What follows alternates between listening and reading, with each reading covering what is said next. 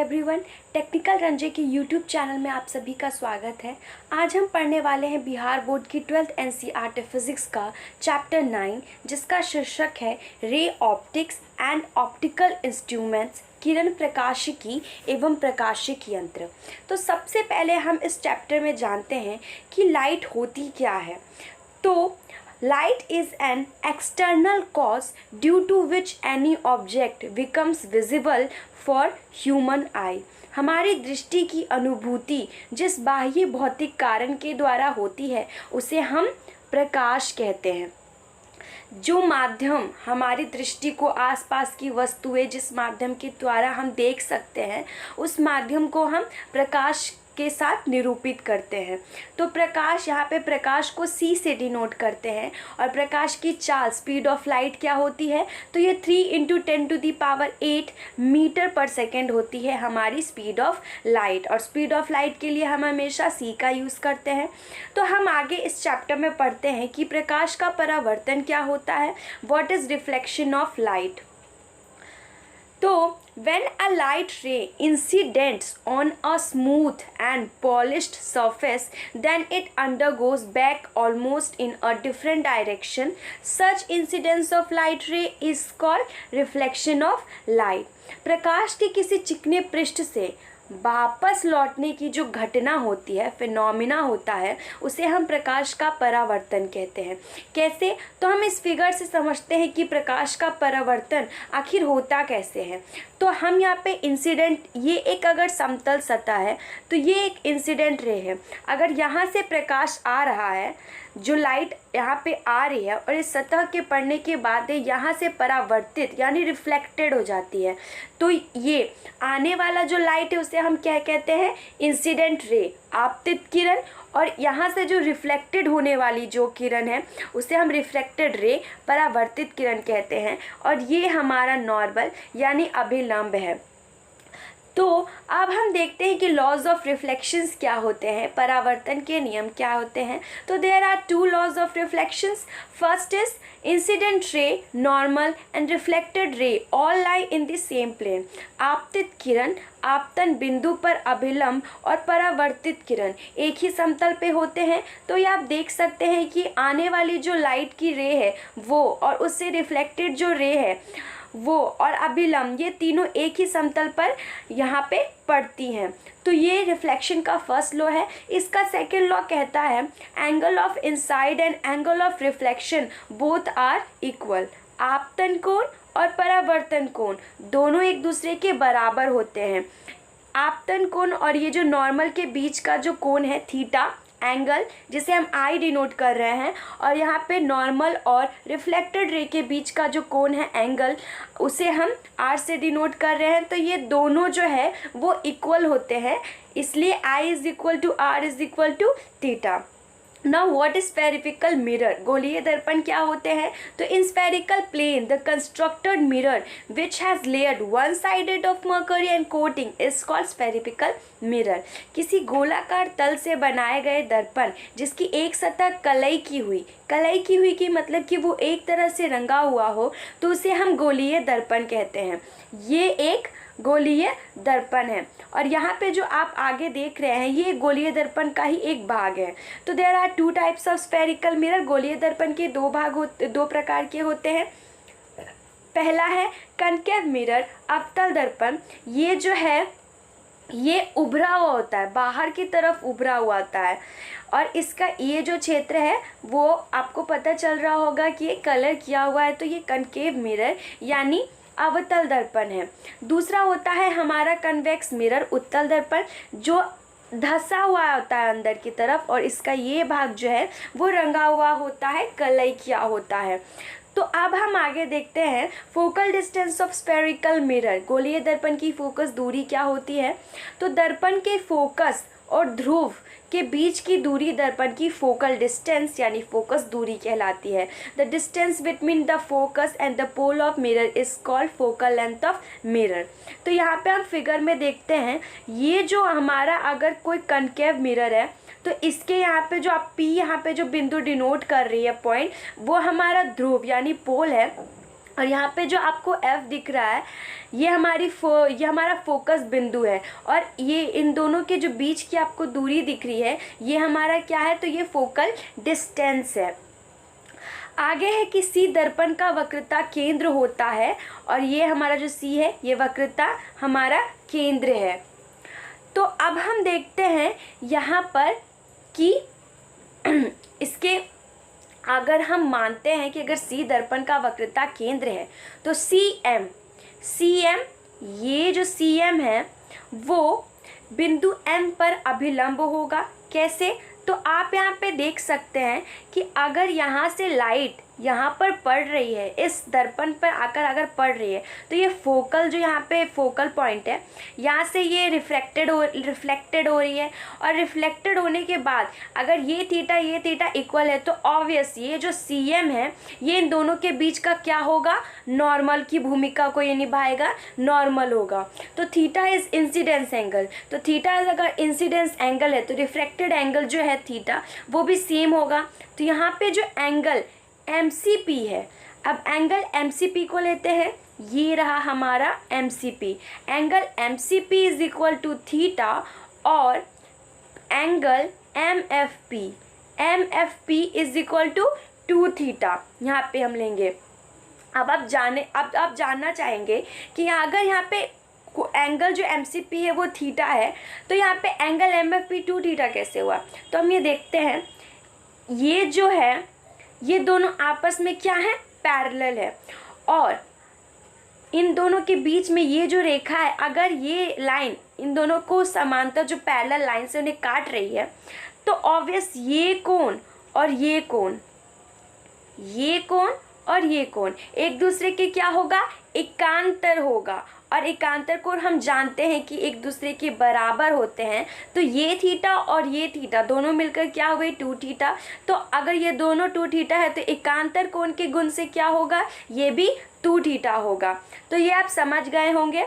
तो यहाँ से 2 थीटा आया। अब हम देखते, अगर हम ले tan theta is equal to MD by CD, tan theta बराबर हमारा क्या होता है, लंब बटे आधार होता है। तो MD यहाँ पे क्या है, हमारा लंब है, और CD यहाँ पे हमारा आधार है। अगर हम कोई जो ट्रायंगल है MCD को ले तो यहाँ पे हमारा होगा, और उसी तरह से अगर tan 2 थीटा को ले तो MD बाई FD, MD उसी तरीके से हमारा यहाँ पे लंब है, और यहाँ पे FD जो है वो हमारा बेस है। तो अगर हम इक्वेशन 1 और इक्वेशन 2 मानकर चले तो इक्वेटिंग करने पे, फ्रॉम इक्वेशन 1 एंड 2 को इक्वेट करने पर हमारा आएगा यहाँ पे। तो सबसे पहले यहाँ पे आप मान लीजिए कि ये जो यहाँ पे हमें साफ देख सकते हैं कि यहाँ पे जो ट्रायंगल MCD और MFD एक दूसरे के क्या होगा, एक दूसरे के ये सर्वांग सम होगा, और सर्वांग सम होगा तो यहाँ पे tan थीटा जो है वो tan 2 थीटा के सर्वांग सम होगा। तो यहाँ पे हम इक्वल अगर हम दोनों को करते हैं तो यहाँ पे tan theta is equal to tan 2 theta. तो MD by FD, tan theta का मान यहाँ पे क्या है, MD by FD is equal to 2 into MD by CD, ये हम यहाँ पे लिख सकते हैं। अब FD is equal to MD दोनों एक दूसरे से कट गए, तो FD is equal to CD by 2। अब यहाँ पे आप देख सकते हैं FD यहाँ पे क्या है, तो FD यहाँ पे हमारी क्या है, फोकल लेंथ। D जो है, हम जब भी कोई कॉन्केव मिरर लेते हैं तो D जो है यहाँ पर हम सपोज यहाँ पे पोल के बराबर ही करते हैं कि वो पोल के निकट का बिंदु ही है, इसीलिए यहाँ पे हमने जो CD जो FD है उसको हमने FP मानकर यहाँ पे उसे फोकल डिस्टेंस के रूप में लिया है, और CD तो यहाँ पे R ही है, इसकी रेडियस है, और बाई 2, तो F is equal to R by 2, ये है फॉर्मूला। इस फॉर्मूला से न्यूमेरिकल्स पूछे जाते हैं। अब हम सबसे इसमें जो इम्पॉर्टेंट चीज़ है वो है मिरर फॉर्मूला, दर्पण सूत्र। तो हम ये देख लेते हैं दर्पण सूत्र। ये यहाँ पे P जो है वो ध्रुव है, F जो है यहाँ पे फोकल का पॉइंट है, और यहाँ पे C जो है वो वक्रता केंद्र है। तो अब सबसे पहले हम लेते हैं यहाँ पे triangle A dash B dash F। सबसे ए डैश बी डैश एफ, ये रहा हमारा ए डैश बी डैश एफ। इस ट्रायंगल को लेंगे और फिर ट्रायंगल हम लेंगे एम पी एफ को, इस ट्रायंगल और इस ट्रायंगल में हम दोनों को अब इक्वेट करते हैं। तो यहाँ पे सबसे पहले इसका कौन कौन सा कोण बराबर हो रहा है, तो आप यहाँ पे देखिए, ये तो हम पहले भी बता चुके हैं कि यहाँ पे 2 थीटा किस तरह से आया, एकांतर कोण के जो दृष्टिकोण से गुण से यहाँ पे 2 थीटा आया। तो अब आगे देखिए यहाँ पे एंगल ए एफ बी, ये angle A F B is equal to angle M F P 2 theta is equal to 2 theta. शीर्षाभिमुख कोण से ये दोनों बराबर हो जाएंगे 2 थीटा। और यहाँ पे लंब तो हम जान ही रहे हैं, यहाँ पे जो एम पी है वो लंब है किस पे, एफ पी पे, ठीक है, परपेंडिकुलर है। तो angle A dash B dash F is equal to angle M P F is equal to 90 degree. तो ए समरूपता से हम क्या लेते हैं, यहाँ पे जो हमारे दो हमने ट्रायंगल्स लिए हैं, triangle A dash B dash F जो है वो सिमिलर हो जाएगा ट्रायंगल एम पी एफ के। तो अगर ये समरूप हो जाएंगे तो समरूपता के गुण से हम क्या जानते हैं कि जब दो त्रिभुज, दो ट्रायंगल आपस में सिमिलर हो जाते हैं तो उनकी भुजा, उनके कोण, तीनों भुजाएं, तीनों कोण समान होती हैं। तो इसलिए हमारा निकलेगा B dash A dash is equal to P M is equal to B dash F by F P. ये हुआ हमारा इक्वेशन 1। अब हम इसको लिख सकते हैं B dash A dash by B A is equal to B dash F by F P. यहाँ पे पी एम जो है वो ए बी के बराबर हम लिख सकते हैं। कैसे, तो यहाँ पे आप देखिए, ये और ये आपको फिगर से ही यहाँ पे समझ में आ रहा होगा कि ये दोनों समान है, तो इसलिए हम पी एम को ए भी लिख सकते हैं। तो आगे हम लिखेंगे यहाँ पे B dash A dash by B A is equal to B dash P by B P. अब यहाँ पे इक्वेशन 2 का जो है तो ये कहाँ से आया, इस चीज़ की ओर देखते हैं। तो अब हम सबसे पहले आप यहाँ पे देखिए triangle A dash B dash P, A dash B dash P, ये जो ट्रायंगल है इसमें, और A B P, triangle A B P, ये जो बड़ा वाला आपको ट्रायंगल दिख रहा है इसमें हम इक्वेट करेंगे।